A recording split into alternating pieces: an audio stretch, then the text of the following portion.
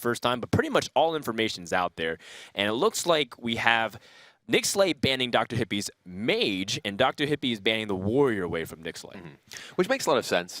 We've seen that Nicslay has a fairly standard lineup with the Seeker Paladin and the Zulok, which do tend to suffer against Freeze Mage. And incidentally, we've actually seen Druid fall several times to Freeze Mage, despite that being usually thought of as a very advantaged matchup for Druid of the weekend. Sure, and there are some interesting dynamics to this lineup as well. How will the Hunter do? We see Neyman go pretty far, and the only reason why DrHippi isn't in the top 4 is because he had to go through Neyman himself. Is he one of the better players to not go through? Will Nicslay make a run through the lower bracket of his group? I'm excited to see and get the series underway. Right, to me, DrHippi's big X factor is that Hunter deck. We saw it's not as straightforward as Neyman's. It doesn't have the Wolf Riders. It uses minions like Haunted Creeper. They're a little bit slower, offer a little bit more board stability. So I think if DrHippi's Hunter can pull out a win, he's in a really good spot here. Well, we will be seeing whether it can in this very first game. It is DrHippi's Hunter against Nicslay with the Druid. So here, as the Hunter, the key is putting on pressure early. That's usually the key as a Hunter in a lot of matchups, but in particular here, because Druid is capable of getting on the board with those big mid-range minions very quickly with things like Innervate and Wild Growth, you really need good, solid early game. The Animal Companion is actually one of the stronger cards, because making something like a Misha is pretty difficult for the Druid to be able to actually handle with its removal spells. Yeah, especially if you're going first, because then you're going to be hitting 3 mana for Druid, and they have to, like, most of their best responses are probably around 4 mana for most of these Animal Companion stuff, whether it's Wrath or Swipe. Very complicated. And DrHippi, once again, being a victim of mulligans. He just keeps mulliganing Snake Trap and getting Snake Trap. Right. It's more like the Innkeeper saying, this is your card, deal with it. It's like, no, you put 2 Snake Trap in your deck, you're going to get one. Oh, but that's a great card off the top for DrHippi there. The early pressure of that Leper Gnome making a big difference in how much damage he can get in the early turns. Nicslay, though, he has that Living Roots, which is a great answer. I want to point out a little bit, DrHippi, we've been billing him as kind of this reserved player who doesn't necessarily show a lot of emotion, but he opens up with the Greetings Traveler. He's been looking in Nixlay's direction a lot. Still is. Yeah, just staring him down. Nicslay, just looking at his hand, trying not to make eye contact. And I wonder if DrHippi's been kind of watching Nixlay's matches and be like, how do you out-emote the emoter? Well, we have to keep in mind, Nicslay, we've said how sort of expressive a player he is throughout the course of the broadcast. And as Nimfich said, these two players are sitting right across from each other. They can look into each other's eyes, and you can read a lot from those faces that Nicslay does make. I feel like I wouldn't be able to just because he makes faces to everything. So it feels like, well, how do I know? Like, sometimes he's even winning. And he's, like, making faces as if a skunk is next door to him. And it's not necessarily like, the whole point is that Nicslay is going through the process. He talks to himself a lot. And I think that's really important as a player. You see players like Strifeco do this a lot, except Strifeco doesn't furl his eyebrow every 2 seconds as well, which makes it really fun to watch Nicslay. But I hope... I mean, it looks like he's pretty calm right now. I think he's not really going through the range of grievances that we usually see. I was going to say, in tournaments, you tend to look for the clip that's going to make the nice gift that Disguised Toast eventually puts out. But with Nicslay, where does Disguised Toast actually start? You just watch all of his matches in their entirety to find that perfect gift. You just have the full range of every moment of Nicslay on stage. Oh, right. Yeah. Oh, yeah, definitely. So Nick actually had a lot of debate back and forth because I think he's also realizing that cards like Wild Growth can sit dead in his hand for a while because he has everything. He has all his early game outside of like Wrath, I think, would be the other card that would be independent of controlling the board. So now that he has Innervate and Coin, Kibler, and you're evaluating this, what do you think is best to develop here or even to prepare for the following turns? Well, if I'm not mistaken, I believe we've seen that DrHippi's traps are those 2 Stake Traps and a Explosive Trap. Yes. Which makes innervating out a large minion much stronger play than it is against builds of Hunter that actually have Freezing Trap. So I think that you could realistically try and get in the board quickly, perhaps innervate out the Shredder. You are facing out a bit of damage here from the Mad Scientist then, but it looks like he is, in fact, going to go with exactly that play. Yeah, I think Shredder just feels like the most resilient minion on board, even though it feels like Azure Drake is I mean, it's a higher cost minion, and Shredder is going to come on 4. The fact is, having something stick on board is very powerful against Hunter, which is coming up on a turn 3 play, which board presence will ultimately really snowball your advantage as a Hunter. Yeah, Nicslay may not have been able to, may not be able to play those Azure Drakes particularly quickly from this point because he did play that Innervate, but it does mean that he's able to immediately answer whatever of the companions comes out right here, except the Leok is able to take down that... We actually saw DrHippi pretty much roll nothing but Leoks yesterday, and it was very unfortunate. It was not in situations where he wanted Leok, and he gets it this time, and it's finally a good time for Leok. And that's one of the best 2-mana minions that can come out of a Shredder in terms of trading onto the board. Although, Nicslay is not sure if this is Snake Trap, which, of course, we know what trap it is, because we see DrHippi, the Snake Charmer himself, hold both of those Snake Traps. The Snake Trap and Doc Leok. That's what he's got right there. That's right. Well, I mean, if you're looking at Nick's position, I don't really hate the Coin Wild Growth. You go into 5 mana, and that allows you to play Azure Drake. Other than that, it's really good to get the Wild Growth out of your hand, so that way you're not just pigeonholed by that coin and just like you can't really find an application for it. So I like it. I think that Leok roll, the more I'm looking at this board, was actually incredibly important for DrHippi because as a Hunter player who's not playing a straight face Hunter variant, you can really quickly get behind against or on the board against the Druid player, and then you're pretty much trying to address that, and you're constantly leading up to that turn 9 where the Druid just combos you out of the game with Savage Force of Nature. So I think DrHippi getting Leok was really good, especially since Nicslay had to coin out that Wild Growth, and now Nixlay's board is not that intimidating. Well, I mean, this is definitely a pretty bad spot, I think, for DrHippi here. He really needs to, as we were saying earlier, get that early pressure in, and it's turn 4 and he has nothing in play. Right. He has 2 traps, but that's, Explosive and Snake Trap. He will be able to clear off this mini-bot if it does attack, but he doesn't have any actual pressure himself besides his hero power. So Nicslay does choose to play that Azure Drake and not attack, which is a little unusual to me. I would have suspected he would want to break the Explosive Trap while DrHippi has neither a Eaglehorn Bow or Nicslay has developed additional minions to get damaged by it. Yeah, it is interesting, but I think Nick just wants to use the mini-bot to activate the Snake Trap first and then benefit off of the Drake's swipe with the hero, with the spell power as well. But I do think that is interesting. It's a very conservative play, and one thing you do have to worry about Hunter is how you're going to ultimately win as Druid, because they will drain you down. And of course, DrHippi, with a little bit of unfortunate sequencing of draws, he's getting his Mad Scientist, which will most likely grab 0 value unless he's surprising us with the 4th trap here. Not looking like it's going to pull that out, so... Yeah, so perhaps Nicslay was hoping that DrHippi would play something he could attack that mini-bot into, then use the swipe to clear out the Snake Trap. He realizes that, it looks like DrHippi doesn't really have much in the way of minions to play, so just decides to start getting the pressure on. But I think ultimately it's still okay for Nicslay, despite the fact that he doesn't have to use a swipe, because then if his opponent plays Unleash the Hounds or anything else, I mean, the swipe being 5 damage to face is also really powerful if you want to end the game. Yeah, it's imperative that the Druid does take it upon themselves to actually end the game, because that steady shot, it's adding up. Nixlay's already down to 17. DrHippi does have kill command to pick up things like quick shot, so ooh. Yeah, but I think now that you know Snake Trap's out there and you have 2 swipes, I mean, I might be jumping to conclusions here, Rob, but I'm definitely feeling like that's something that you want to be looking at. Those swipes are looking pretty juicy in the immediate future to set up this board. Looks like he's thinking that Druid of the Claw might be the answer, and Druid of the Claw is a very powerful minion in general, but especially against Hunter, it usually takes so many resources to get through. You've already seen 1 owl from DrHippi. You probably feel pretty safe behind that wall, and DrHippi is definitely looking at an uphill battle, especially with what's in his hand, that second Snake Trap being a dead card. Yeah, it makes sense too, given the context of the mana usage. Something I wasn't paying attention to is that he'll be on 8 next turn. He can actually double swipe the face and just end the game if his opponent can't get past this Druid of the Claw. So that also is an option that Nicslay is setting up for. And, according to a lot of players, especially if you look at World Champion or ex-World Champion Firebat, he would always say with classes like Druid, you always want to try to set up for 2-turn lethals as much as you can. Yeah, it's very important to get your clock on as well as you can here. But DrHippi forced to use his kill command defensively. Well, sort of offensively. It is a taunt that he's getting through. And here, DrHippi is going to bust through that, and we're going to see... Ooh, is he just going to push face?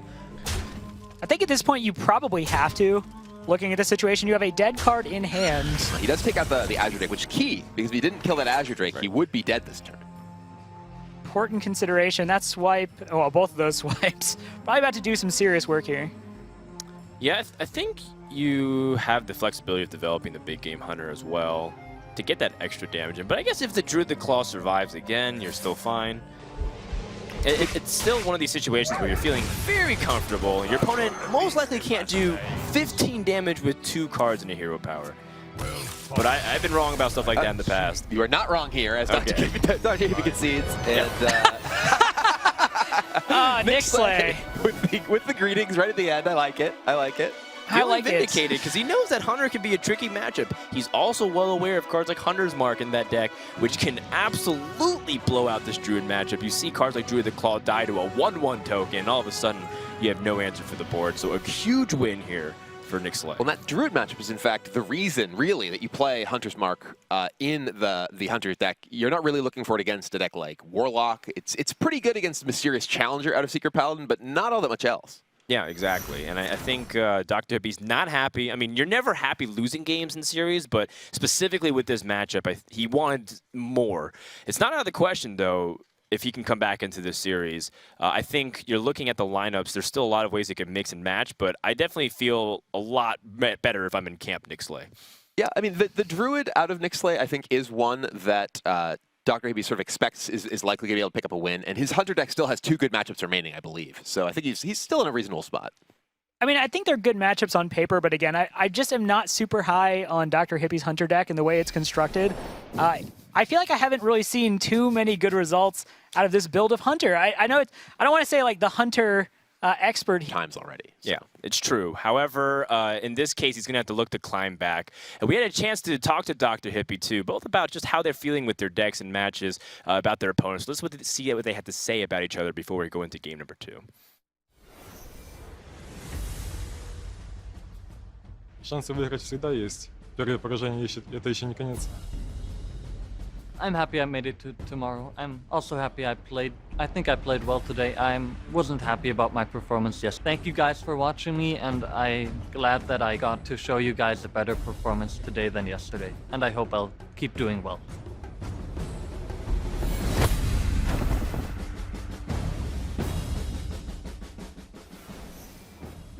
You're doing great, Nicslay. Don't worry. Just keep doing you. Because it's working out so far. He's up 1-0 over DrHippi, who started off with his Hunter deck, which has just been shaky. And, you know, you feel like you can easily chalk it up to drawing awkwardly, but that's the reason why playing 2 Snake Traps can be awkward. It's like, well, you sometimes do draw it. In this case, he drew it 2 games, even within the Europe top 8, to be a victim of that. Sometimes people fit into if you have too many of these weird outlying factors. We'll see if he ends up going for it. Game 2 is still up in the... Yeah, I agree here. I think DrHippi is probably going to stick with that Hunter deck at this point. Go ahead and try to get that win with it. But it is Conquest, so again, trying to necessarily predict exactly what someone's going to do in this situation isn't super productive. But we do see here he is going to stick with that Hunter, and Nicslay is going to queue up the Paladin. This is a pretty excellent opening with the double Haunted Creeper here, giving Nicslay the ability to potentially deal with a lot of the early threats that the Hunter deck can put out and stop the bleeding early.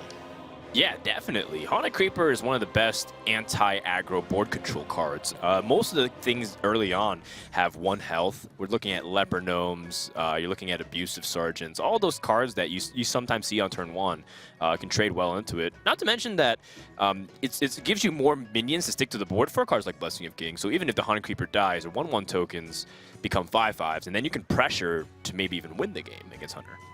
Right, with Secret Paladin, obviously they have a very dominant lot as a Hunter player, and there's basically a point where you look at the board and you're like, there's no way I'm going to fight back onto this, and then you unleash the Hounds for 4 to 5, and you just start hitting them in the face. There's no way the Hunter can go toe-to-toe in terms of board control against a Secret Paladin that I've seen. Yeah, well, that's actually, I think, the reason that Hunter is typically also fairly favored in this matchup, because they are able to pivot and just go face. And Secret Paladin, generally speaking, doesn't have very many defensive measures. I can't really quite explain it. Well, But this is actually a matchup. Yeah. Well, this is actually a matchup where the Snake Trap is actually quite good. Yeah. It does, because the Secret Paladin is relying on attacking your minions with their own minions in order to gain control of the board. I wouldn't even be surprised if DrHippi just chose to play it right now. Yeah, get 3. It's kind of like a muster for battle to answer what the muster for battle could do on their turn. You said it, 3 1/1 snakes, and then all of a sudden, Nicslay says, "Do I end up trading to this? Do I get punished for doing it?" Definitely expect Nicslay to think about this turn for a little bit before he makes an action. Probably make some faces as well. I hope he makes some phases. As the Hunter player, you're still in a position right now where you can dictate pace through the use of that Snake Trap. But if you see things like Blessing of Kings or Turn 6 Mysterious Challenger, that's where the Secret Paladin can ramp up the damage and race you pretty quickly. But DrHippi's in a really good spot right now and is probably going to force a trade. Or Nicslay might just think it's Explosive Trap and try to work around that. He did just attack face. I think Nicslay very well may just go with Noble Sacrifice Avenge here, because that really impedes DrHippi's ability to attack the face without actually giving Nicslay a huge threat himself. That's a good point. Not to mention that if DrHippi chooses to just go really aggressive, he actually has a reasonable minion to fight back. And then Muster for Battle the following turn can also ensure board control moving forward. So I do like that. And the second Hunter Creeper just feels a little bit too weak relative to this kind of play. Right, so 2 secrets on the board there for Nicslay. DrHippi has the weapons, he has the Hunted Creeper. In most situations, you do want to get that Eagle Horn bow developed, start putting in the damage, and he's going to go ahead and test for this secret. Probably going to be disappointed to see Noble Sacrifice, but not necessarily surprised. Yeah, so the get down does get triggered, and Avenge will go on that Spider, and it's now the biggest thing on board by a lot. Yeah, and at this point, I don't think DrHippi will even bother acknowledging that Spider. If Nicslay just continues to ignore the Leopard Gnome, that Leopard Gnome is just going to squeeze in more damage. Eventually, until he gets cards like Consecration, Nicslay can't avoid addressing the board without that card, right? At this point. Right now, there is still a Snake Trap, which Nicslay knows about in the board, so I imagine we're actually just going to see a bunch of attacking of face by both players. That's what I'm saying. DrHippi early on could dictate the pace of this. Nicslay knows what secret that is. He has the bigger board. He's just going to race him and force something like an Unleash the Hounds or an Explosive Trap to come out, or else DrHippi is in, once again, a really bad spot with his Hunter deck. It's interesting because DrHippi, does he feel like he's in a position to also race? If he knows his opponent is not going to acknowledge the board, does he hit with the weapon, Quip Glaive Zuka, and just like, all right, I'm going to try to race you because I have the Hunter hero power. I have cards like Arcane Golem. You can't actually do anything to it. It'll be interesting to see how he's weighing his decisions. Well, the thing is, at this point, I don't see DrHippi as having any other choice. He doesn't really have the tools to fight back for this board in any way, and he really has to just go for a race at this point. Yeah, his only board control tool, and I'm putting that in quotation marks, is Hunter's Mark, but even then, Hunter's Mark still creates more 1/1 tokens and complicates things. It's going to be useful for cards like Sludge Belcher. I was going to say that Sludge Belcher is actually a very big draw from Nicslay. We were talking about how the Secret Paladin deck typically does not have much in the way of defensive measures. That's pretty much it. And it's not necessarily a card that often shows up in Secret Paladin decks, but Nicslay must have been thinking about potentially playing against a more aggressive metagame. He does decide, now that the Eagle Horn Bow is gone, to trigger that Snake Trap. He has those recruits to clear them off. So now the board is going to be just his 4-attack minion against the 1-attack minion on DrHippi's side. Right, this isn't quite Shredder into Sludge Belcher into Mysterious Challenger, but it's pretty good all the same, having Shielded Minibot, second Hunted Creeper, into that Sludge Belcher next turn, and the Mysterious Challenger follow-up. Kill Command is giving DrHippi potentially significant amount of damage here. If he wanted to, he could go with that Golem right now. The problem with that is that he is ramping Nicslay into 6 mana, which is that key point for the Mysterious Challenger. Maximum damage. However, if he goes for Kill Command, he still keeps that Arcane Golem as an opportunity, and he gets the synergy guarantee. Remains on the board. Actually, I do think because Nicslay has the Keeper of Voldemort, he might actually just have enough, because he's going to do 8 damage to face, assuming he goes. Hippie does have a very convenient Hunter's Mark. And he's got it. Oh, quick shot, yeah. So this is actually going to be not quite. Is this lethal? It is. Yeah. You put the weapon should into be just enough because he's going to be able to get the weapon through it.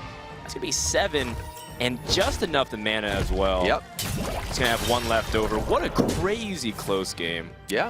Oh, he didn't even need the Win for DrHippi. And that game really did highlight how the Secret Paladin deck, despite having this dominating board, just isn't able to deal with that direct Potential and the hero power combination, but I don't necessarily need to. I don't know. There was really a way for him to play around a Hunter's Mark at that point. He still needs to. I mean, he also needs to play around just hero power twice, kill you, drawing quick shots, stuff like that. There's any number of things that he can't beat over the course of a couple of turns. So he needs to try and present lethal as quickly as possible. I agree with that.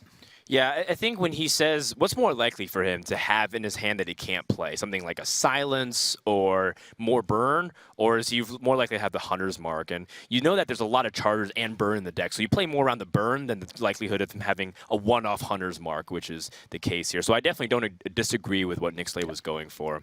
In the meantime, DrHippi gets a really crucial win and gets on the board, sending it to effectively a best-of-3 conquest now from a best-of-5.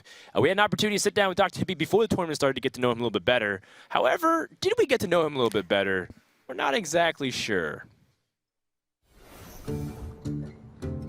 I haven't talked that much to DrHippi.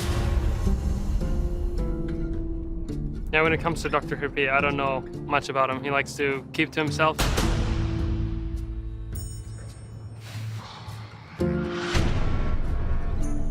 There are many players of whom you don't know much. There is no much information.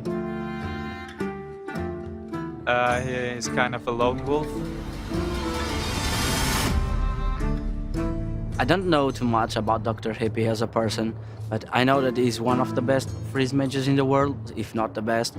The first thing you find about DrHippi on the internet when you look him up is his freeze mage and how fast he climbed with it in January. But other than that, he's a pretty unknown player.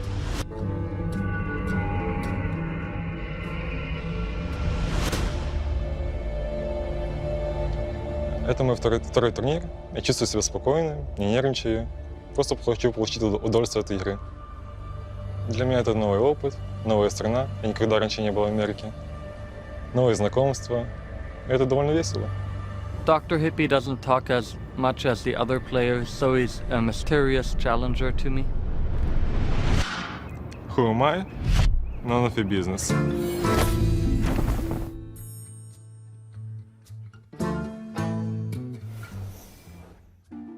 None of my business. Well, it kind of is my business to get to know DrHippi a little bit better, as at least we're trying to present information about it. It seems like at this point, DrHippi, I agree with what he's saying. He doesn't really look nervous to me. I think he's been really calm, and again, you can definitely tell some of the players in general have been reacting to the stakes getting higher, but I've still been pretty impressed with how DrHippi's been playing. Maybe we can disagree with how he builds decks. You know, maybe we don't feel like the snake traps were ultimately a good call, whether or not you can say for the metagame or for the top 8, but regardless, I'm really happy with how he's been using the cards that he's been drawing. Well, Snake Trap was certainly great in that game. You know, as we were saying, that it's perhaps he was particularly trying to target the Secret Paladin decks because they do rely so much on their minions for removal, and it certainly worked well for him there. Yeah, and the Hunter got the win, which is the most important thing. I mean, at this point, you could argue theoretically what's correct, but results is what you really want today. Maybe when you're laddering hundreds of games for top 1 in Legend, you can make those tweaks for optimization, but all the kitty gloves comes off here, Rob. Wow. All for the top 8. How many of them are there? All 4. All that matters, I agree, Dan, is the W. That's really all you're looking for there. Yeah. I keep my kitty it. boots on, though, because I want to look fabulous. He is, in fact, wearing kitty boots. I just looked down. This is, I didn't notice them before. Rob, I don't think you're in a position to be making fun of my fashion sense. Whoa! Vests are not as cool as bow ties, but they're still pretty cool. Yeah. Oh, I'm glad. You look splendid, Rob. Love the checkered kitchen stuff Yeah, that you're thanks. I'm wearing actually today. trying out for Mumford & Sons after this, so I'm ready to go. Just have to work on your voice and you're good to go, man. Ooh, believe me, I have tried. I've tried. I've got some feedback about that before. No worries, man. I think everything has been good so far. We're starting off the day excellently, and both these players looking to grab a crucial Game 3 victory. We have Zoo versus Zoo, and have we seen a lot of noticeable differences? There are both very token-esque approach. You have Gormok the Impaler trying to get 4 minions and getting that tempo, and you have Sea Giant trying to really flood the board. When you're looking at this kind of matchup, Chibler, what are some of the most important cards for the opening mulligans here? Well, cards like the Imp Gang boss we do see in DrHippi's hand. Anything that is able to present a large minion threat that isn't easily able to remove by the opposing board. Things like, we do see Nicslay keep that Argent Squire. It's important to have that early pressure. And as you get to the mid-game, cards like Implosion become important, but it's more important to have a good opening curve than those cards for the mid-game. Right, both players actually do have that good opening curve. A lot of early minions to play. Not super surprising. That's the name of the game with this deck, is just flood the board early on. One thing I do like in the Zoo mirror match that I think is interesting is Sea Giant, right? It's one of those things where obviously you want to have more minions on the board, get the discount. As the Zoo player, when you don't see Sea Giant in your hand, it's always in the back of your mind. I got to play minions. That's how I win this game. But I really hope my opponent does not have a Sea Giant, which we do see in DrHippi's hand. Yeah, it is one of the more important cards in this sort of board flood style version of aggressive Warlock. This has been the style of the deck that has become more and more popular. We used to see for a while the Void Caller Doomguard versions, but the Sea Giant versions that tend to use Leroy Jenkins as their charge finisher have really gotten more popular recently. And there's Leroy Jenkins. There it is. As if on cue. I was going to say, as a caster, Prophet whenever... has spoken. What's happening? Can you tell me what's the weather like next week here, though, when I go to the park? Well, it's going to be sunny. We're in California. Oh, thank you. Bold prediction. You know, DrHippi had a really tough turn 1 that he had to evaluate. I think people, now they see Knife Juggler, they use the confirmation bias. Well, that makes the most sense. But when you have an Argent Squire, you're very afraid that it can get a high value of trade up. And DrHippi evaluating his things, saying, you know what, I have Abusive Sergeant. I don't want to really play it early on and compromise my Nerubian Egg being activated. And I'm just going to use a Knife Juggler because it's my best ability, if he can't punish it, to get value off of it when I play a minion and get a juggle. Right, we see here he is not going to be able to punish it. Could have used the Ironbeak Owl to potentially silence it, but there are... Is one of the key minions in this matchup because it is able to get a significant board presence ahead of schedule. There we do see DrHippi pick up that Haunted Creeper. It's not really the order you want things in with the Haunted Creeper and Knife Juggler. You'd much rather have the Haunted Creeper on board than play the Knife Juggler and be able to attack the Creeper in and get those juggles. Sure. But he is get a shot here. Oh. That was what he wanted to hit. He did want to get the juggle on the Divine Shield, so he is able to clear off the Squire without losing his Knife Juggler. Yep. That Knife Juggler used to practice a lot in the Overwatch beta. That's why his aim is really good. Rob's shaking his head. What character does he play? I guess Rob's not even in the Overwatch beta. I feel really bad for you. I just want to get into it, man. I hear it's a really fun game. It's really hard to get into that. Wow, Blizzard's really cruel sometimes, even to their own. You know, Imp Gang Boss is so powerful on a board like this because these Haunted Creepers spawn more 1/1 tokens, and then it becomes really threatening when you are able to outtrade your opponent, especially with a deck like Zoo that has so many buffs. Yeah. That makes the player who's ahead, even like marginally on board with the ability to attack, in generally a much better position. If, for instance, Nicslay had an Abusive Sergeant here, he'd be able to just take out his opponent's Imp Gang boss and be in a much better situation.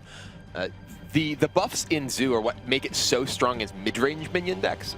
People talk about how Zoo is so advantaged against Druid, and that's really because of those things like Abusive Sergeant, like Power Overwhelming. They can use their little minions to take out big things on the other side. Right, and the trades that you get with Nerubian Eggs even replaces it with the stronger minion, a 4 for Nerubian.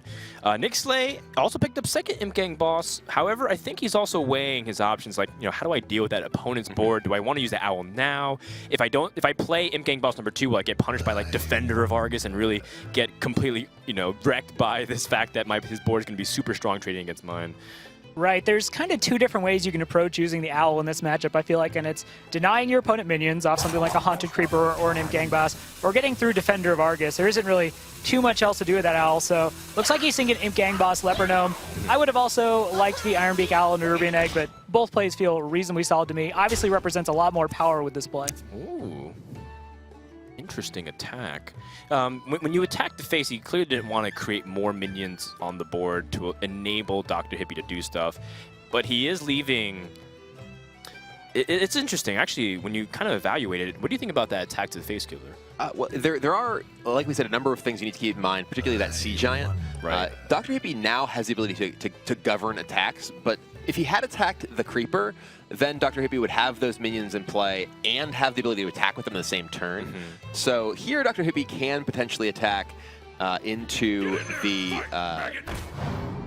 Leper Gnome, clear that, Right. and keep the same number of minions in play. Now he's able, now he's actually able to create additional minions through this, and can actually drop pretty close to everything, I think. Right, I think because he can create one additional minion.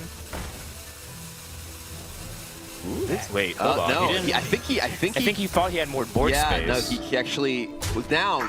Yeah, Just- because yeah. I Oh think, my goodness. that's definitely a little bit of a misstep that DrHippi recognized there. If he had played the Giant, he could have played the Giant if he had sequenced that a little bit differently. Yeah. And he ended up playing a Nerubian Egg that really doesn't get him much immediately on the board here. So this could be a pretty big swing in this game where DrHippi could have had a huge advantage. Right, because part of the reason why Nicslay didn't even attack is because he knew he can't answer a Giant very easily. Not only did DrHippi not play a Sea Giant, but he also flooded his board too much, so cards like him King Boss don't even get additional value. So this is an opportunity for the board to swing slightly, but I mean, DrHippi still has a great turn coming up. Yeah, Nicslay, if he had a Sea Giant here, could have taken huge advantage of that. It's also worth noting that DrHippi, with that emote, that was a mistake, really signaled that he had Sea Giant in his hand. It was as if he wanted to tell the audience that, no, I realize I messed up. But he gave away information by doing so. I was going to say, that was very uncharacteristic of what we've seen of DrHippi, to have that visceral emotion, or visceral reaction to what he did there. Misplay, yes, but he's still in a really solid spot here. Going to be able to play Sea Giant and Gormok the Impaler on the same turn, clear out that Nerubian.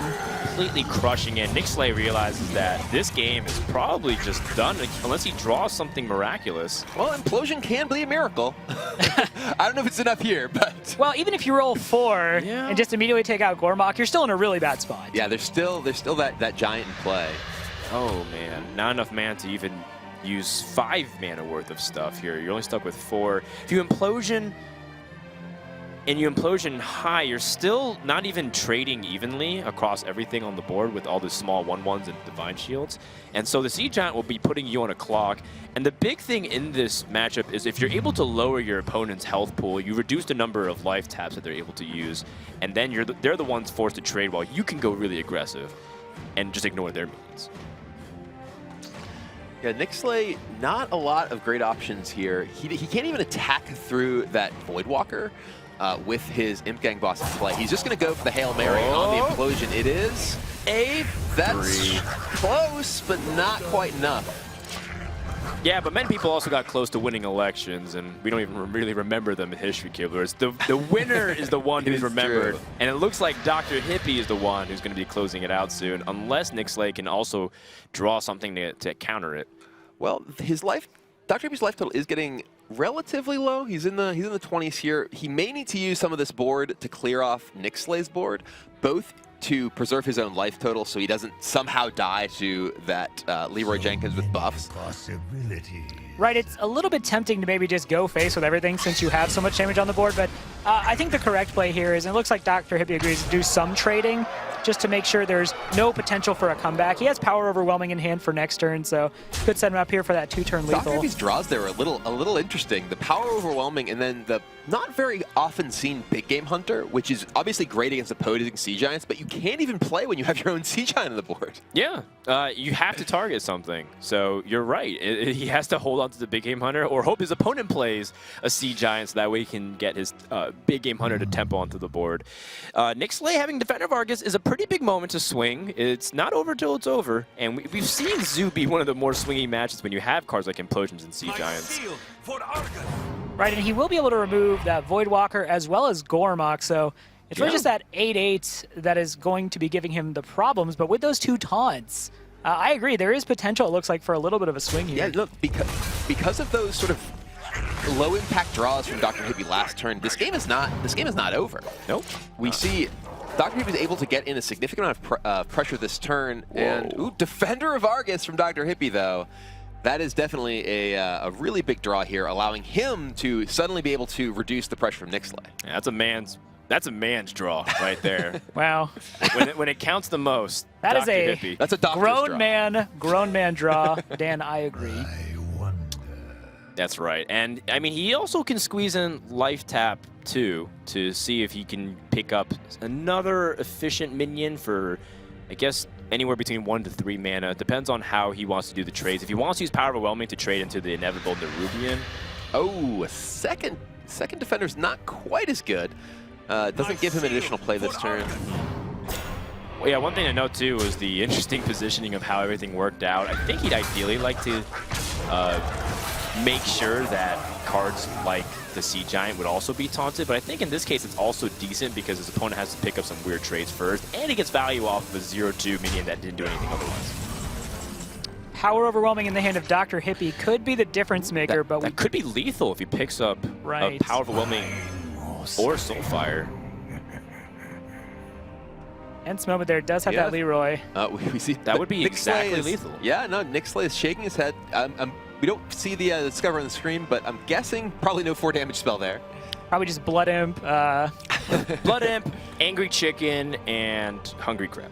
Yep. That's usually... that's what I see. That's usually my first card that I get in Arena as a choice. But the second thing is that, in this case, none of those things that usually have board control options are very good. Even Voidwalker is not bad in this scenario because you really put an obstacle in the way of the Sea Giant.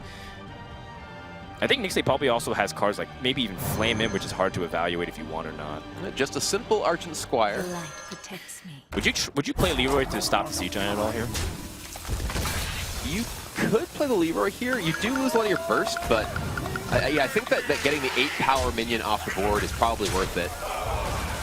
He does technically have the better board at the end of this turn, and a lot of times with Zoo, it just kind of comes down to that. Well, that could change very rapidly. The Implosion from Dr. Hippie picked up. He can potentially Implosion and Defender this turn, but he doesn't have great Defender options, just the 1/1s that are facing a board full of 2/2s. Which might just make him go aggressive onto onto his opponent. Remember, you're reducing the number of life taps that he can do. We've seen Dr. Hippie with a lot of 2-plosions. A lot of them. The 2 implosions are not great at all to end the game. Now Nicslay with the Sea Giant, but Dr. Hippie does have that big game hunter that's been waiting in his hand. You're right. So Nicslay is probably happy to see that, although there is 8 damage. It's going to eliminate at least one of these. And Dr. Hippie is going to also eliminate the big game hunter, or sorry, the Sea Giant with that big game hunter, it looks like, and that's not going to be a welcome sight for Nicslay. Wow, such a swingy back and forth because of you're able to eliminate the minions. Dr. Hippie also could life tap again into damage to end the game. Looks like Dr. Hippie is signaling for something here. This might be a bit of a technical issue. Okay, we're going to check in with the admin and see what's happened. In the meantime, though, Dr. Hippie doesn't have the clear win yet. He had 4 damage on board plus 4 damage in hand. His opponent at 12. So if he was able to get a Power Overwhelming or obviously with to enable it with Dark Peddler, very, very close to winning. And such an important moment, too, because from that point on, Nicslay was out of cards, and he pretty much would lose the board at that point. And he lost his Leroy Jenkins. So it feels like from that position, I would definitely feel like Dr. Hippie's in a really good position. Favored. Certainly.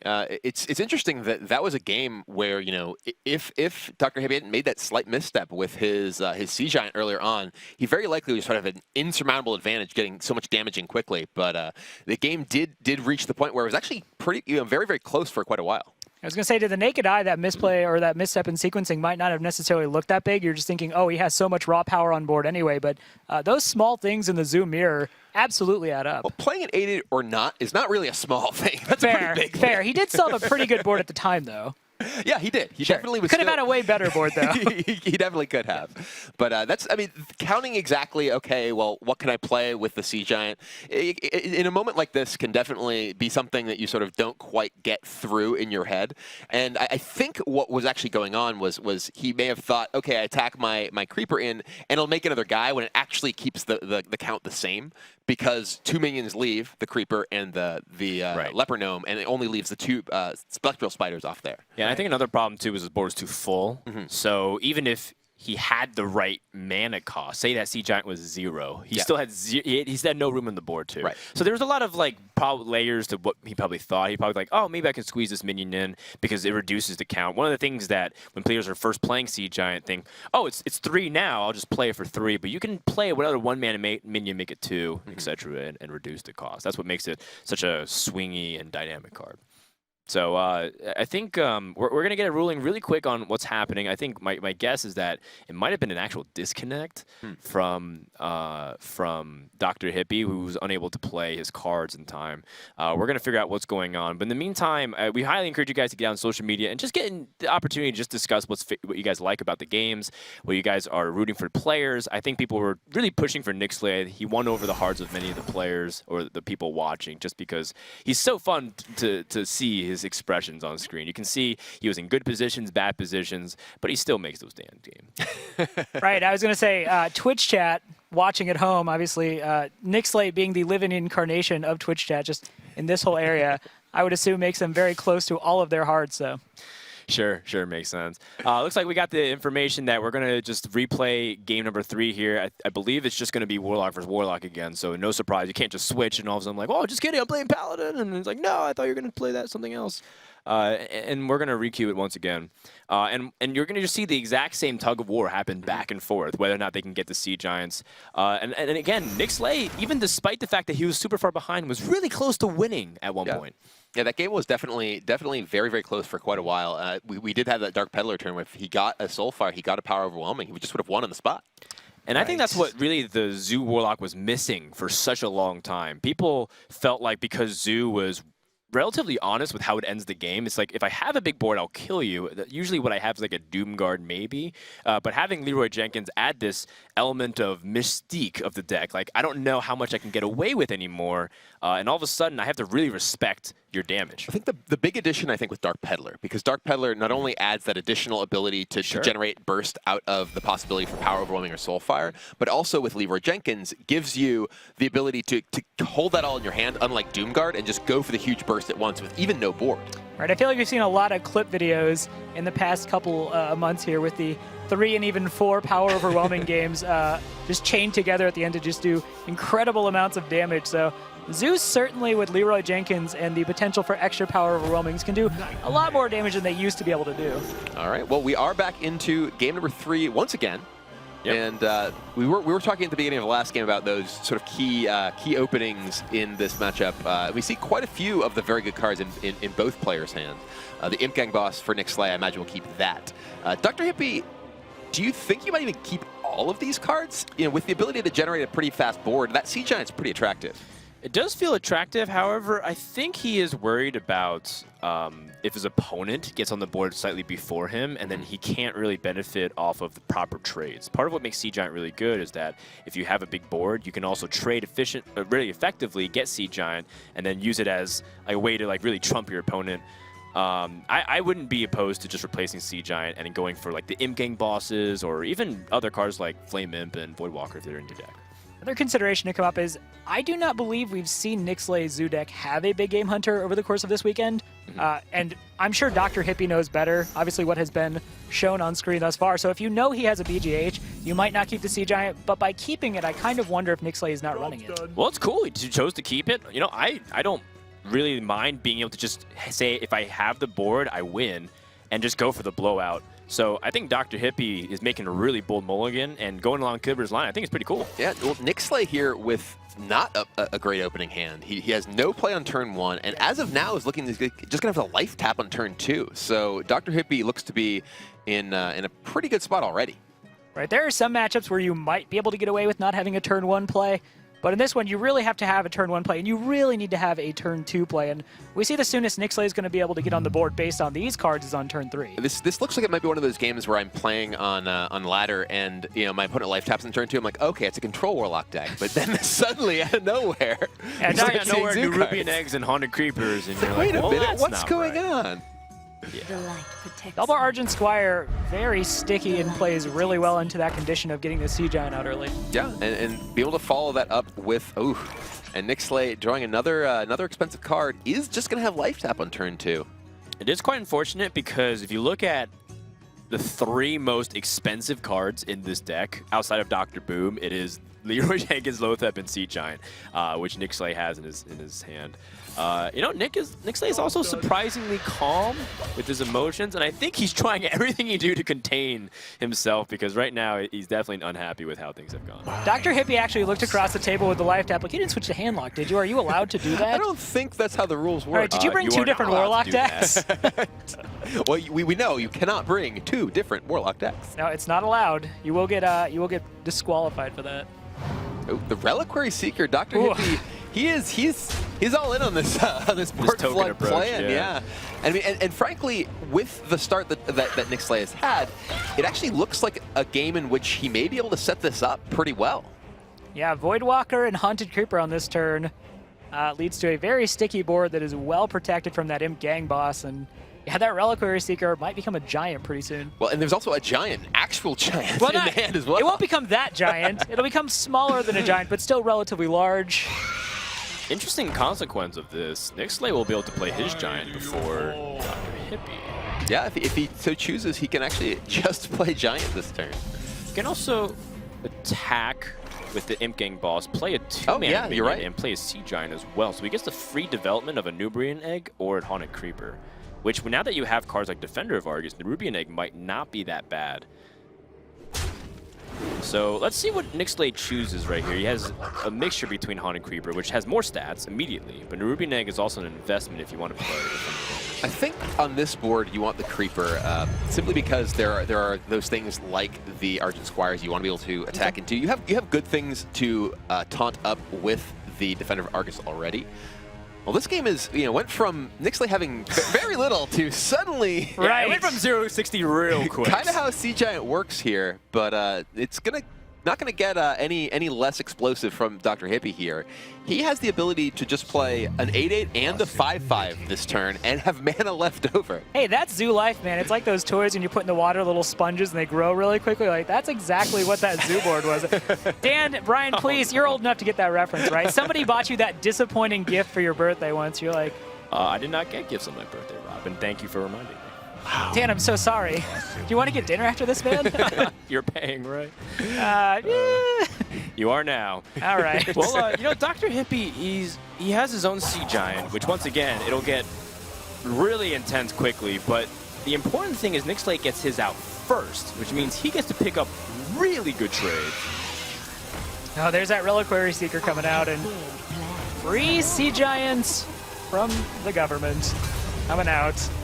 Yeah, Nicslay unhappy to see that. He's like, really? You have a Sea Giant too? Again, just how quickly Zoo develops these immensely powerful boards. Just throw down a 5/5 for 1, an 8/8 for free. Oh no, Nicslay. He's... Not like this. He is frazzled.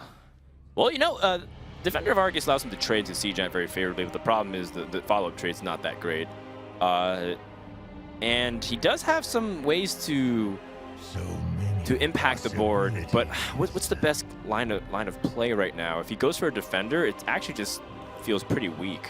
Yeah, Defender here is not super exciting. There is the 5/5 on the other side, that, as well as a bunch of 1/1s with Divine Shield that can just finish off that Sea Giant if he did try and Defender trade. There's the Implosion, which could potentially allow him to trade the rest of his board to get the 5/5 off. Right. But DrHippi still just has so much threat and so much of it so diversified over so many minions, as well as that Defender of Argus waiting in his hand. Yeah, he's running out of time too. Leroy to help control. I mean, hey, you don't have to give him whelps. Right, no, this is also fine too. Yeah, it does take away some of Nickslay's explosive potential, but the Leroy with no drawback, just a trade as a 6-power minion is definitely attractive here. Yeah, we forgot about the fact that the board's too full for the whelps. So Nicslay taking advantage of it while he can, and also being very efficient with his mana. That was a really good play here. Yeah, I like that play from Nicslay there. He definitely was able to deal with most of the power on DrHippi's side of the board. That Knife Juggler from DrHippi with both those creepers could be real scary, though. Just go for that full clear there and just lock Nicslay off the board, at least for now. And it's important to note here that while Nicslay has been able to remove a lot of the threat from DrHippi's board, he's already down to 17 while DrHippi's at 30. So even if he is able to sort of battle back here, he's got a long road to climb. Yeah, definitely. because DrHippi has a full board control, and then Nicslay will just have to be really careful about the trades. He might have to overtrade because he's afraid of dying. DrHippi does choose to just go with clearing off pretty much everything. There is a big game hunter in Nicslay. So we see him. Wow. Sort of Where were you? He looks just like me when exactly that happens to me on ladder. He's Come on. right now he's sitting down and having a heart-to-heart with Big Game Hunter. He's like, listen, man, I needed you last turn. Like, I want to pay you, man, and I want to keep you here, but your performance is spotty, and I think we need to go in different directions. With the Big Game Hunter. Ooh, didn't show up that one time. You're late every time. Yeah, tardiness is not great in this scenario. Rolls a 4 implosion, though. That's pretty great. That's as good as it gets. And that, I mean, that's a full board. Yeah, but we will have the Knife Juggler with the ability. Ooh! Oh no! Oh no! No! Oh no! This is, we're going to see a lot of animations coming out pretty fast. Just all juggles to the face. I mean, just juggle, attack. Oh. Not relevant into here. a 1-1, yeah. Knife juggler, it is relevant implosion. because if the game is not over in a turn, there's 2 jugglers and an implosion. Now here we go. Let's see how these knives fly. Uh-oh. Oh, no! What happened? DrHippi may need to have a talk with his knife jugglers. Well, now he juggled even more. That was actually a horrible result for DrHippi. He spawned into Ruby and only killed one of the 1-1s. Well, he can trade in the second creeper here. He can, but he was really hoping to just be able to keep the pressure on with those 2 minions, I imagine. Yeah, it's just one of those things where it ended up, instead of being a cool action movie, it ended up being a comedy between 2 knife jugglers. I was going to say, it was more like... Who hired Jackie Chan and Chris Tucker again? Rush Hour 4? The knife jugglers had Stormtrooper aim. They're just not hitting really anything good whatsoever. Put an apple in your head. No, I won't. Well, Nicslay can stop some of the bleeding. The problem is that these knife jugglers will still be a threat, even if you shut off things like spells. So Nicslay going to set up a Defender of Argus and cross his fingers, hope not to die. There you go. You know, just the implosions and the trades alone might kill him. Oh, jugglers they're getting better. Oh. They had their quarterly review, much like Big Game Hunter. Yeah, they really want to keep their jobs. So, Gormok. Dear. You got an implosion, right? You got to do it. Well, he can't cast both of them. Yeah, but right. The Gormok can take down pretty much all of that. And where are the juggles? Oh man. And we're not quite able to close the game out here. And that's going to be it. Oh, no, we are. The jugglers do get to attack. Well, actually, I forgot the knife jugglers get to attack, too. So there's a happy ending to this clown fiesta. Depends where you're sitting there. Oh, look at that. A smile from DrHippi there. He actually cracked a smile. The stoic Ukrainian, clearly happy to get out with a win. Oh, sure. It feels good to win. Feels good, man. Yeah. He came here to have fun, but yeah, you'll also take the win. Some people spend their entire lives chasing that feeling, and in this case, DrHippi has it. He's up 2-1. Really good spot to be in, considering he has to just win 1 game with his Paladin as his final deck. Now, before we go into game number 4, we're going to head over to Nipsh for an interview with PokerVatch, who's also playing in the winner's match. I think a lot of people are really anticipating hearing what he has to say. So let's check in with Nipsh. How's it going over there, and what's PokerVatch thinking about? It's going great, Dan, and I'm here with PokerVatch. Actually, how do you say your nickname? Is it PokerVatch, PokerVatch? It's PokerVatch in English, and in Czech it's PokerVatch. PokerVatch. All right, PokerVatch, tell me, this is the final day, and suddenly it became single elimination for you. Does it affect you at all? No, probably not. I'm still confident into this tournament. Okay, and we are obviously in the middle of the DrHippi game and versus Nicslay. Who do you want to win? Who are you rooting for? I want to win of the Nicslay because I have much better lineup on him, because he's playing exactly the decks which I was trying to counter. All right, so you're confident overall, and you're going to take the whole tournament? Yeah, I think so. All right, guys, this is PokerVatch for you, and I think the players are almost ready for the next game, so Dan, take it away. You know, last week we had a young kid under the age of 18 who couldn't vote for his president. And he was also saying the exact same things. He's like, you know what? I think I made really good calls for the metagame. And, you know, if this player wins, I think I'm going to be in a really good spot. It seemed a little bit borderline too confident, but it ended up backing it up and winning the entire America's Championship, displaying very good skill and preparation. And Pokrovac is reminding me of that a lot. Yeah, and Amnesiac last weekend also brought a deck that was not really on people's radar for that tournament. He brought that Anything Can Happen Paladin deck. And Pokrovac here with the Priest deck, which was not something people were expecting. Yeah, exactly. So going into game number 4, DrHippi might be throwing a wrench into the plans of Pokrovac. He wants Nicslay to take this victory. But, oh, I apologize. He actually has the Druid. I mistakenly said Paladin. I was looking at Nickslay's lineup on the notes here. DrHippi has to just win one game with Druid, and that's even better in my opinion. I think Druid has much more consistency than Paladin in this tournament so far. Yeah, certainly. Though the Druid does tend to struggle with that Zoo Warlock deck, which we did just see, which Nicslay does have remaining. Sure. We'll see if it's able to overcome it. But right now, if we take a checkup on the series, I think DrHippi is feeling it right now. What do you think, Rob? I think, again, you clearly want to challenge me to a pun game I have no interest in playing, but definitely DrHippi has to be feeling good going into this, just needing one more win to make it to the semifinals. Well, here is that matchup between the Druid and the Warlock. And this is a matchup, as we said, that tends to pretty strongly favor the Warlock. Druid is usually not able to get on board that quickly. It really needs those draws with Innervate, not even just Wild Growth, but usually Innervate in order to get a board presence fast enough to really deal with the board that Warlock is able to create very fast. It's true. However, Druid also has a way to get fast onto the board, assuming they have those early game plays. So you can anticipate DrHippi probably throwing away those Dr. Booms and the Druid the Claws. Needs those Innervates. Even Wild Growth is sometimes too slow, but I think you'd rather have it than this hand. This hand looks very awkward, to say the least, from DrHippi. Well, there is that big game Hunter, who, if Nicslay does happen to get out of board with Sea Giant, will come in handy. The problem is, once they get to the point where they have that Sea Giant, you are pretty often just buried. Ooh, Living Roots as the first draw for DrHippi is huge here. That will give him something that can actually interact with the early players from Nicslay, but Voidwalker is great at stopping those 1/1s. Yeah, I think Nicslay having early game play is a stark contrast to what he had the previous game, where nothing until turn 3. The rest of DrHippi's hand still not looking that good, so he is going to need a little bit of help just off the top of his deck. Curious if Nicslay chooses to coin out this Argent Squire as well. Voidwalker does a good job contesting these roots. No immediate danger. We'll probably see the hero power come out from DrHippi just to deal with it, unless there is something better like a Wild Growth or an Innervate.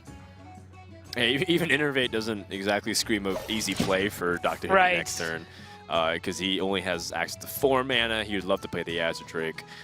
So right now, DrHippi not going to waste much time, just hero power. I like it. Sometimes players add this next level Inception mind game. Oh, I'm going to hold on turn 2 and not do anything. He just hero. Well, M-Game Ball's one of the better cards against Druid as well. You get it ahead of whatever you can play on turn 3. But you also have the opportunity to develop cards like Knife Juggler when your opponent has clearly didn't Wild Growth. So there are a couple of options here for Nicslay. I think I like Imp Gang Boss being coined out here. You know your opponent's going on to turn 3, won't necessarily have a swipe to just cleanly deal with it. It looks like he's favoring that Knife Juggler. Again, DrHippi going into 3 won't have the ability to do something like Keeper of the Grove with it. It does just decide to Knife Juggler and use the coin as well. Wants to get that Argent Squire out and start getting more pressure on. I think this is a much more flexible play. You see that your opponent doesn't really do anything on turn 2. He hero powered. If he didn't have a Wild Growth, so I mean he can't have 4 mana to play Keeper of the Grove and punish this. And because you get an Argent Squire out now, cards like Abusive Sergeant get way better. I actually like just Savage Roar to kill the Knife Juggler here from DrHippi. Savage Roar is a card that generally is used in Druid as sort of a big combo finish, but right now DrHippi has no other tools to deal with this Knife Juggler immediately, and he's able to just sort of face tank it and get it off the board here if he does choose to Roar. Yeah, the big game hunter, you know there's multiple targets in the deck that you want to aim at. Sometimes in matchups where you anticipate big game hunter not even getting any value off of its battle cry, you can just play it as a 4-2 minion and then try to fight back. DrHippi, though, he feels confident having swipe, so he says, you know what, I don't have to use Savage Roar. Okay. It's going to prepare the way. Although, what does that really communicate to Nicslay when you willingly take that damage?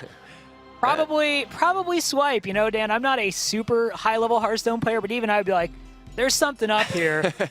Something's probably coming on turn 4. I'm not a scientist, but this looks like... I mean, I'm not a doctor, but...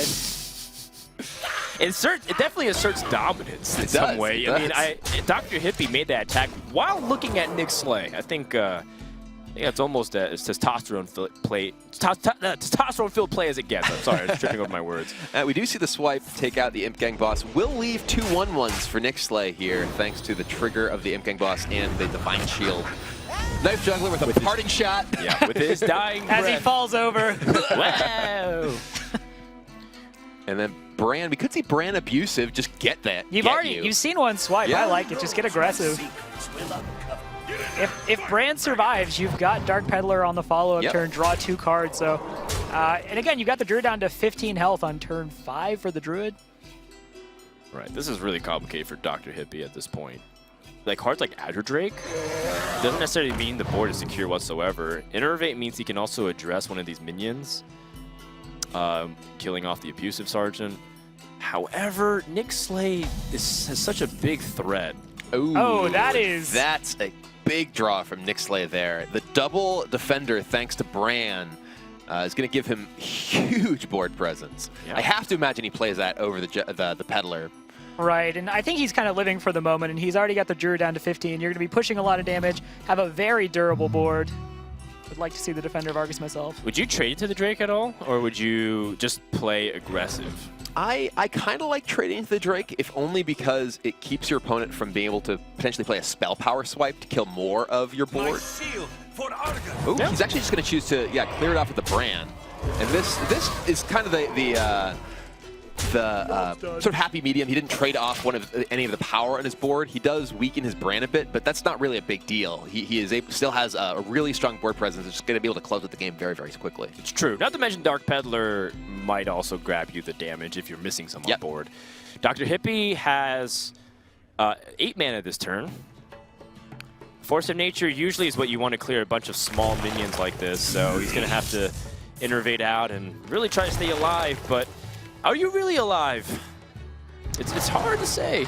I mean, you're going through the motions where you're just trying to stabilize the board, but I think DrHippi understands just what a bad spot he's in. Yeah, it's looking quite grim. He's able to survive a potential 4-point burst from that Peddler, but not much more than that. We do see Life Tap come down first. Leroy, not enough mana. Oh, Leroy, if only you were 4 mana.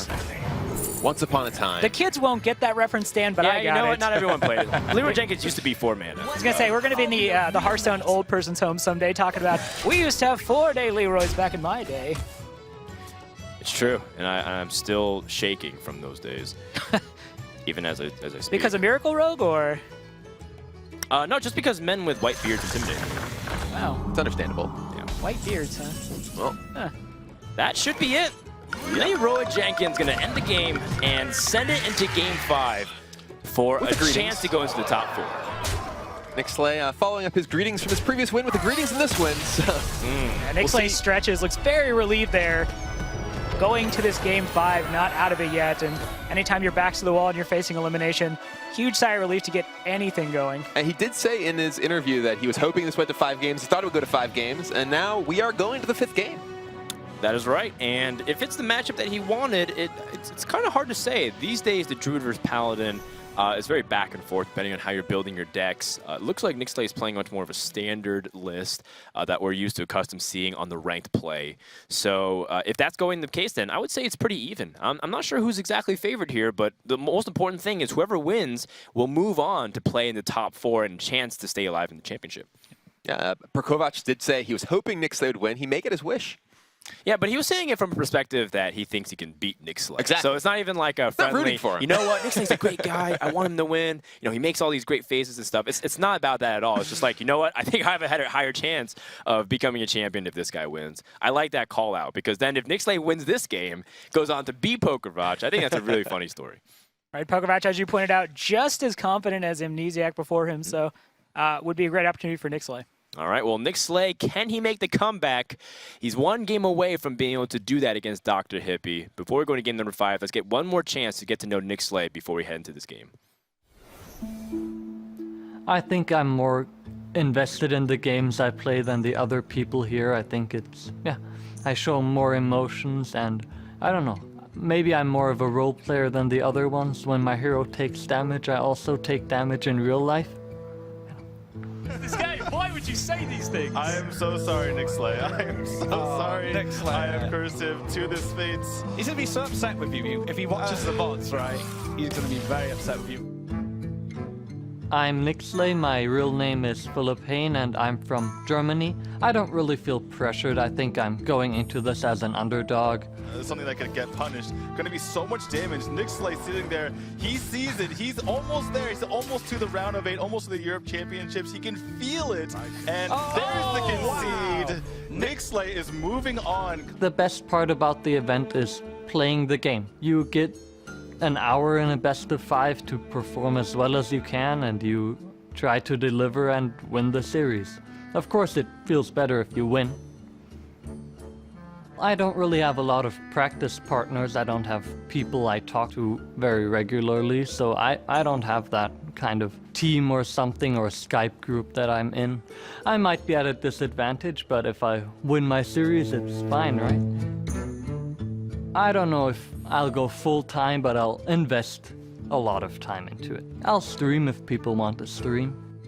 Winning at BlizzCon would mean a lot to me. It kind of shows that you're the best player in the world and you made it. You beat everyone else. Everyone tried to be there and you're the one who made it.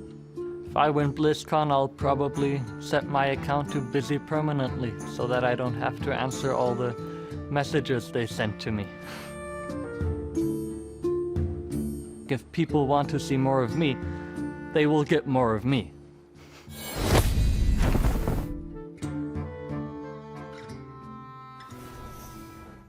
Well, I have one tip for Nicslay if he ends up going all the way and starting his own streaming career, is get a webcam. Oh, yes. Please.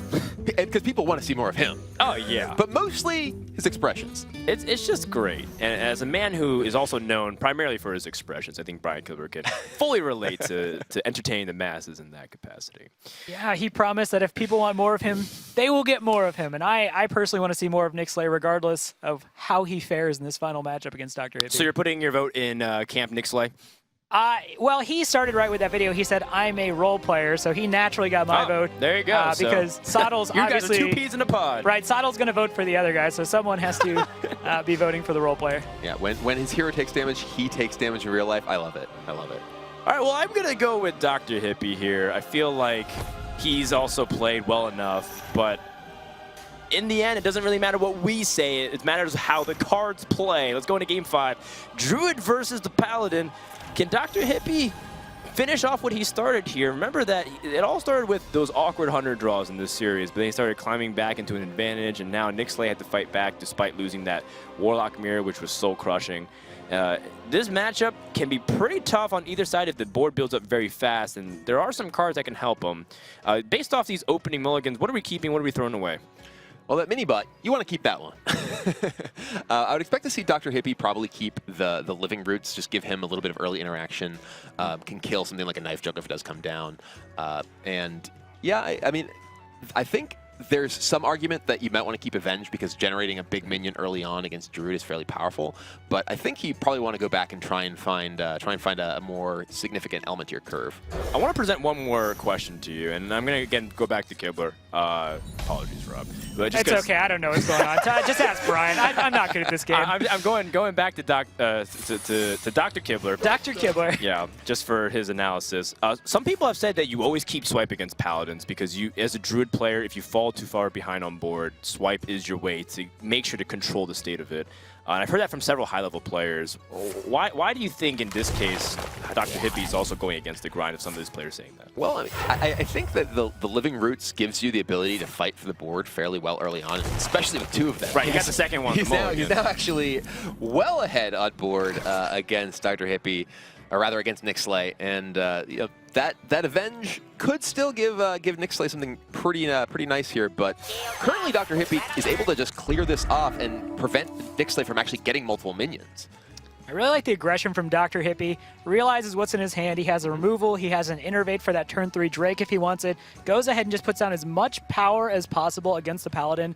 You know, he's going into turn 2. You're not expecting to see any sort of consecration, which would be really the only clean answer. So instead, he's pretty much taking control of the board and can decide how he wants to deal with this mini-bot. He's already tested for Noble Sacrifice there with that first Treant, so really like this line of play from DrHippi. Yeah, this is an extremely tempo-oriented matchup. The player who gets ahead very often stays ahead. And that turn 1 of 4 Treants can allow DrHippi to contain Nixlay's ability to ever get those multiple minions on board, to be able to activate that Avenge. And right now he could even just innervate out this Shredder and keep his hand size really low so that Divine Favor in Nixlay's hand also never does anything. DrHippi is very meticulous about how he navigates around these secrets. It's not Noble Sacrifice, the one that he actually tries to trigger first. Also crossing his fingers for no redemption, because Minibot's probably the best target early on to get it. And now he has a pretty good idea of what it is. Either it's Avenge or it is Competitive Spirit. So Nicslay here, not many great options. That Knife Juggler would just die to the two minions on board. DrHippi did choose to just use his hero power to clear off the mini-bot so he can potentially use the Innervate to get out Drake and then just play the Shredder on curve. So now, yeah, Nixlay's not in the best of spots. No, not at all. And he has no minion to guarantee for Blessing of Kings on the following turn. So we could be looking, if you're a Nicslay, you might have 2 turns where you don't have any board. And that might give Druid such a large advantage that you can't come back from. And this is one of the real costs of having a card like Divine Favor in your deck. Right. Divine Favor, extremely powerful in control matchups. I know it's a card that gives me nightmares because I always love playing duplicate mage decks. But here, you know, it's just almost going to be a dead card, perhaps for the entire game. Ooh, second option for that 5-drop for DrHippi was looking at possibly just innervating out the Drake. Now can choose to innervate out a Lotheb. I think I like the Drake a little bit more, just because you might want to be saving the Lotheb for a more intentional turn. You also get the card draw from the Drake, but more importantly, you'll just be able to go right into your turn 4 piloted Shredder next turn, so he's going to be really putting on the pressure and make Nicslay have the answers.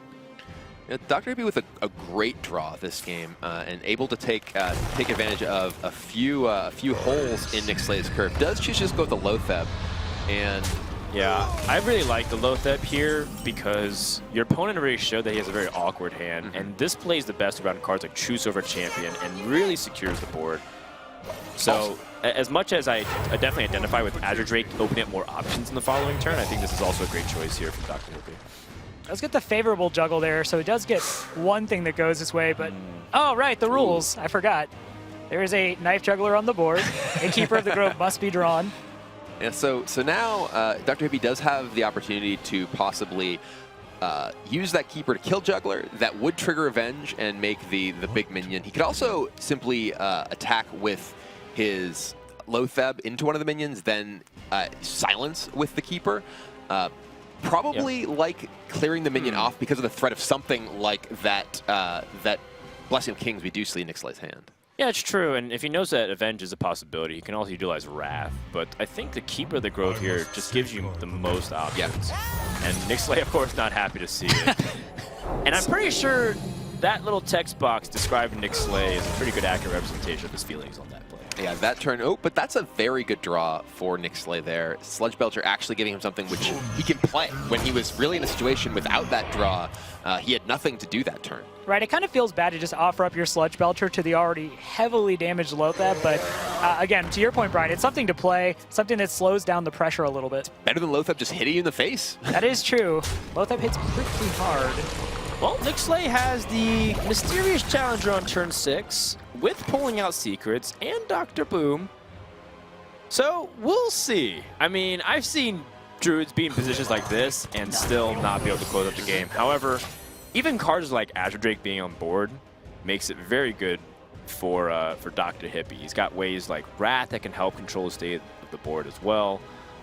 We'll see how things end up going here. Boosted Wrath, no less. So that's another, I think, depth to this turn. Right. He's going to have more overall power to work with. A lot of times in this matchup, the Druid having Big Game Hunter here in this specific moment would be an absolute dagger. So it's a good thing for Nicslay that DrHippi doesn't have that, but he has more than enough resources to do some pretty upsetting things this turn. Well, with those 2 Wraths, he even has the opportunity to potentially just attack, let the Avenge go on Challenger, and then Wrath it for 4, Wrath it for 4, thanks to the Azure Drake. Right.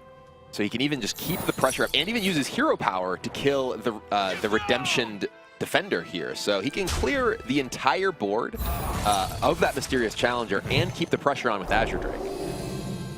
It looks like Nicslay, thinking about doing. He's crossing his fingers. He's like, okay, please don't just be Big Game Hunter. Actually, even if it is Big Game Hunter, I guess Dr. Boom is slightly safer. In the end, I think Nicslay has no regrets. Playing the Mysterious Challenger means that you don't draw those secrets potentially off the top of your deck. Doesn't mean he's immune to drawing secrets, but he's going to hopefully the laws of Hearthstone abide this game where the Boombot is attracted to Azure Drakes. You say hopefully. I thought you were on DrHippi's side, Dan. When you're casting from a player's point of view, you always hope for the optimistic thing, right? Okay. So you're saying if you're, Nicslay will hope for this. Sure. Yeah, the curve of Challenger into Boom, still very powerful here.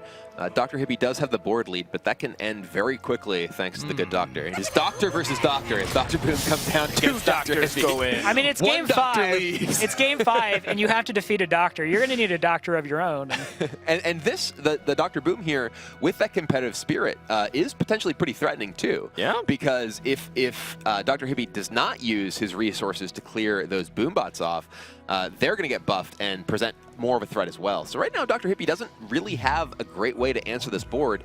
And we do see that Cog Hammer waiting in Nickslay's hand. So if there is a big doctor remaining at the end of this turn, it's going to be a really threatening one. Right, and like you said, if he can't remove it, that might be the way he can carry the rest of the game. He's already used a Keeper of the Grove, so he can't get past like the Silence and the Taunt and Divine Shield. I mean, Nicslay still has a chance, even though Druid's been commandingly seizing the board.